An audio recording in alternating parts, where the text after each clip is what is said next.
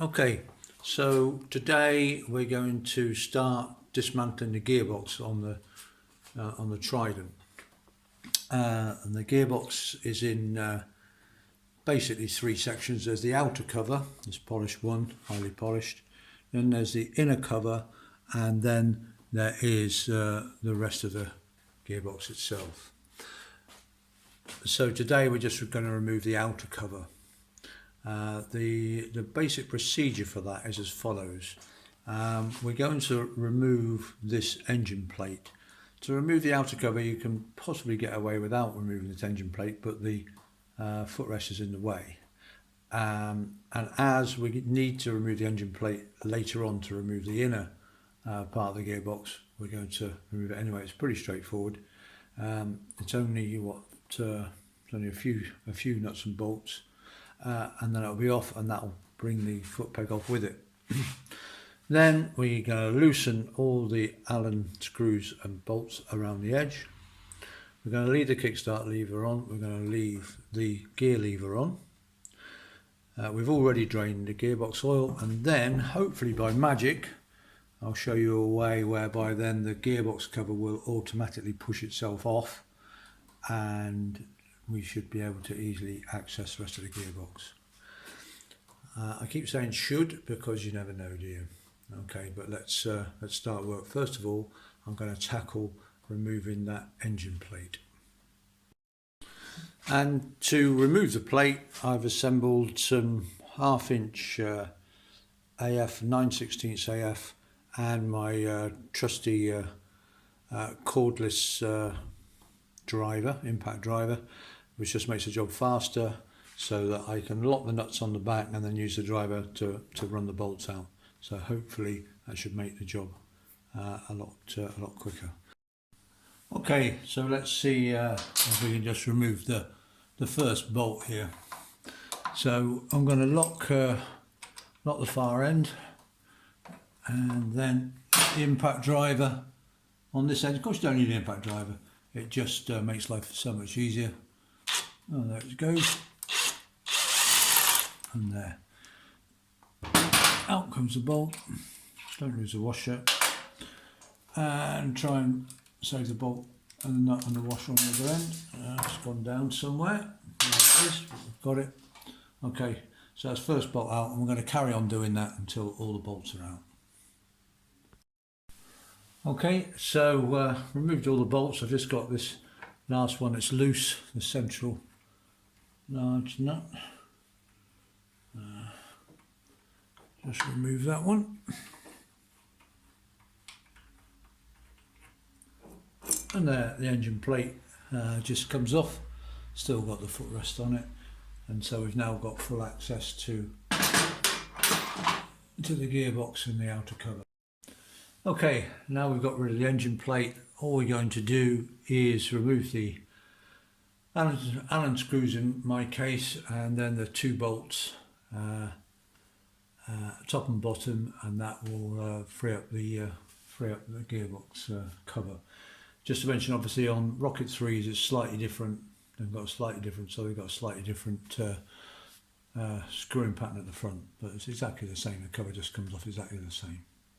Okay, so I'll get the Allen screws and we'll Allen key, and we'll take the cover off.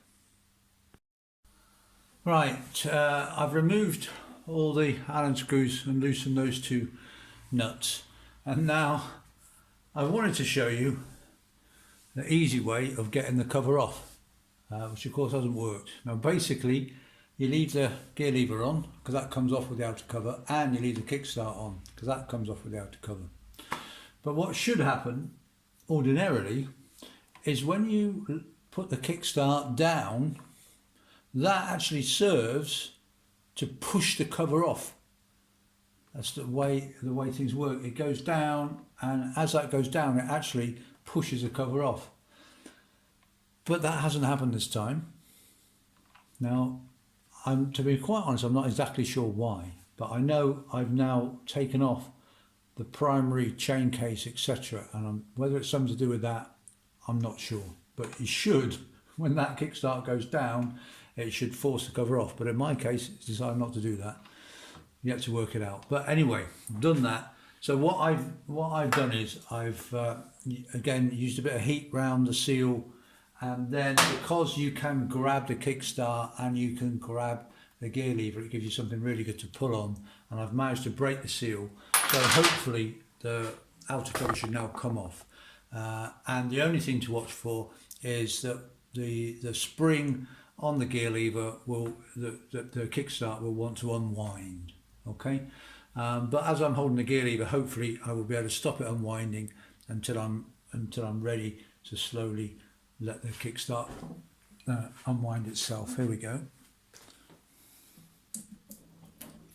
There goes the kickstart. Oh no, loads of oil. Crikey, I thought I drained all the oil, but there you go. Anyway, there's the cover, and I shall now just release the spring on the kickstart. It's not very strong.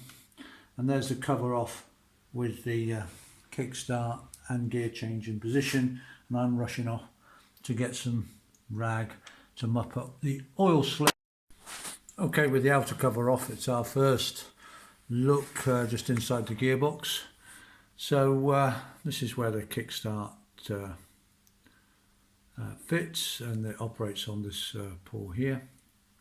That's the lay shaft, that's the end of the lay shaft, the rest is inside the gearbox.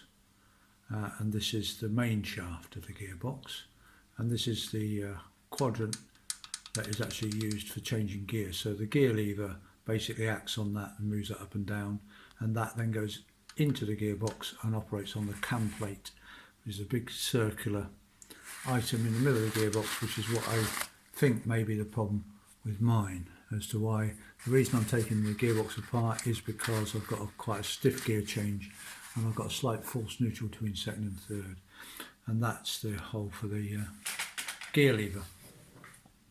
Have a quick look at the outer cover on the bench. I'm not going to take it apart yet, but this is all the gear change mechanism under this plate. These are the springs that keep the gear lever central, and it's often those that are tired and worn that can really affect your gear change, but I've replaced them on mine.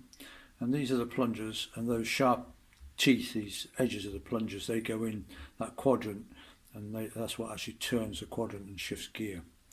We will be taking that apart, but I'm not doing it now. Again, I've got new plungers, I've got new springs. Well, I've been trying to cure this problem, but that hasn't cured it. And this is the kickstart, and it just comes off. It's simply when we actually take the kickstart lever off, then this unit will just slide off. Okay, so just telling you what's what. The next job will be to remove the inner gearbox casing, which will then reveal the full workings of the gearbox. Oh yeah, so why didn't moving the kickstart force the casing off? I'm not sure. In all honesty, I'm not sure. But I think it is indeed because I've disconnected the end of the main shaft, so it just turns. So now normally that's a lot solid, and I think that as the pull goes over it's moved over the splines, because this is spring loaded, and I think it's that helps to force the gearbox out as you move the kickstart down. Normally, but not if you've taken the primary off. But the advantage is, don't forget that you can hold onto the kickstart lever, you can hold onto the gear lever, and that gives you something really good to pull the cover off. Okay, leave it there for today.